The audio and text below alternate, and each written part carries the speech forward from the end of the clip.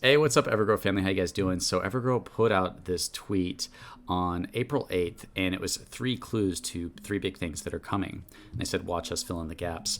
And everybody was putting out guess of what these things could be. You know, number 3, somebody guessed TW buy button, but the number 1 answer has been filled in. They also changed their logo the next day. It looks clean. I like it. It's from the dark purple to the light purple, and it's got just a very simple, clean Evergrow symbol. They confirmed it was the Digifinex Listing, and there's actually huge potential with this to have a big impact on the future of Evergrow. And SafeMoon just got listed on them like a week ago. That was announced as this big 32 birthday that we've been hinted at 32 for so long, and it was the Digifinex Listing.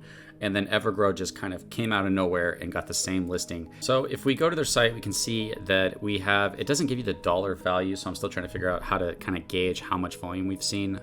But it says 24-hour volume, so we just got listed. We have 3 trillion tokens that has happened with the 24-hour volume. At the low right here, it's $1,074,900 in volume, and at the high, it's $1,301,100 in volume. Now, the big thing about this is the tokenomics change for this exchange. This exchange is not available in America. We already have exchanges that we can use in America, so we're just kind of hitting the top exchanges on different parts of the world. Going to increase our volume, increase our rewards, and have a good impact on the future of Evergrow Coin. So Digifinex Global announced 14 hours ago trading token Evergrow Coin trading time April 11th at 11 GMT. It says, come join the campaigns to share 6,397,000,000 Evergrow Coin. And the advertisement just looks amazing for it. It's one of the top exchanges to get listed on with extremely high volume in the billions. Oh, and Sam just posted, he said, we just hit over 3 trillion Evergrow Coin in volume of Digifinex, and we only launched last night. Don't forget, 3% of all volume is being collected in USD and will be used for buyback and burn. This is multiples of our natural buyback and burn so far.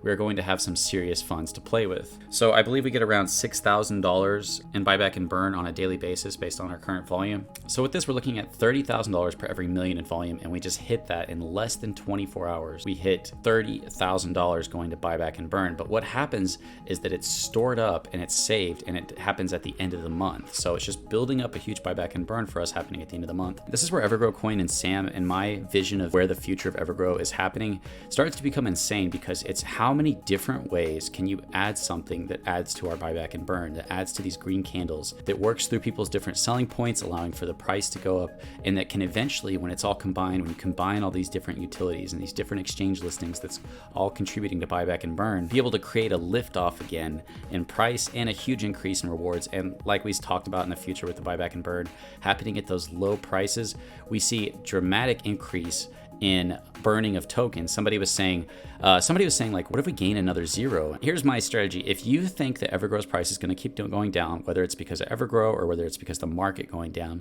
then a solid strategy at that point would be to just wait for the price to keep going down to a certain point. You know, pick a certain point where you think this is a great deal and I can get a good amount of Evergrow. If it happens to go up and it doesn't hit those prices you were thinking about, then you miss your opportunity to buy. But you can at least look at it from a positive perspective, because all the utility, everything they have planned is what you need for a project to actually succeed. And Sam's doing that. He's not motivated by money. He's motivated by making this project successful, and it's showing. Rocket Surgeon, very smart guy, put out hours ago that we were at 618,000 volume on Digifinex so far today. So it seems like we've almost doubled that, depending on how much has happened at different prices. So like I said, it says, in relation to our Digifinex listing, once a month, 3% of all exchange volume will be sent to a wallet, and that wallet will be used for buyback and burn. First time we have done this with a centralized exchange, and this exchange has serious volume, over 30K. And it says, to put that into context, over the last few weeks, our average 24-hour for buyback and burn has been around 6K. So about $6,000 going to our buyback and burn. Still pretty good, actually. Not sure the market has quite woken up to what's happening with EGC, and this is not considering how big these things can be if we go into a bull market with utilities launched, with different listings that have percentages of taxes going to buyback and burn. You know, something big happens for Evergrow, it creates incentive on all these different exchanges for people to get Evergrow. And if the taxes are different with each exchange and different percentages are going towards buyback and burn, and by the way, if those exchanges are exempt from rewards, that's increasing everybody's rewards. So in less than 24 hours, we've gotten over $1 million in volume. If we were to see that $30,000 daily consistently for even just a month, that would be around $1 million in buyback and burn per month. Now, if they drop to say half of that, be 15,000, it'd be 500,000 a month in buyback and burn. This is not including other exchanges that we can get listed on. It's not including that the volume can go up as we release our utilities. I don't like overhyping stuff, but I do like looking at realistic potentials of what could happen. And if we pull together our, NFT marketplace, Creator, any big thing that happens that's tied to Evergrow, then there's big incentive on these different exchanges and different places to buy it, which will increase reward. And this 3% coming from different exchanges, from different places, from really any utility that Sam gets built, all it takes is for one thing to do well enough. And you start to get momentum. You're going to get momentum in all these different areas that's pouring back into the project.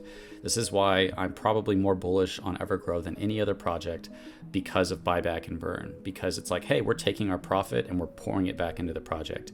And green candles is what makes people invest. And the direct BUSD rewards is what make people invest. And our rewards are only increasing as we do buyback and burn. As we burn through our supply, we increase our rewards on a very big scale. Now, realistically, let's just say that it slowed down and the volume still was not very much on the exchange. No matter what, we still have 3% going to our buyback and burn every month. It stores up and it goes to our buyback and burn wallet. And this buyback and burn wallet is just, to me, it's the key to success for this project. It's the key to hitting those wallets that are going to sell and getting them out. It's key to raising the price, where a bunch of people who did get out are going to be like, oh crap, I got to get back in. It allows for lower wallets that haven't sold yet to hit their selling points. And by permanently increasing our rewards, it'll allow for us to, if we get consistent buyback and burn and consistent rewards happening from the utilities, it'll allow for people to feel confident enough in the project to just hold on to their bag and take those BUSD rewards and store them up. So these listings are actually huge. It's interesting to see a change in the tokenomics. It increases the rewards. The tokenomics is preserved and the volume on the exchange is coming back to us, or it just increases our rewards by having a certain amount of the supply being excluded from our rewards. So there's always a lot of positives to it, but when you look at the buyback and burn function, there is huge potential here. And I think this is what we're starting to see is basically just like anything can be attached to Evergrow, and a percentage can be used for buyback and burn and lead to the success of the project. So we know that the first one was the Digifinex listing, and now we're just waiting for the second and third one. Let me know what you guys think the second and third one are down in the comments. Make sure to like, subscribe, and comment. Get this video out there for more people to see, and I'll see you guys in the next video.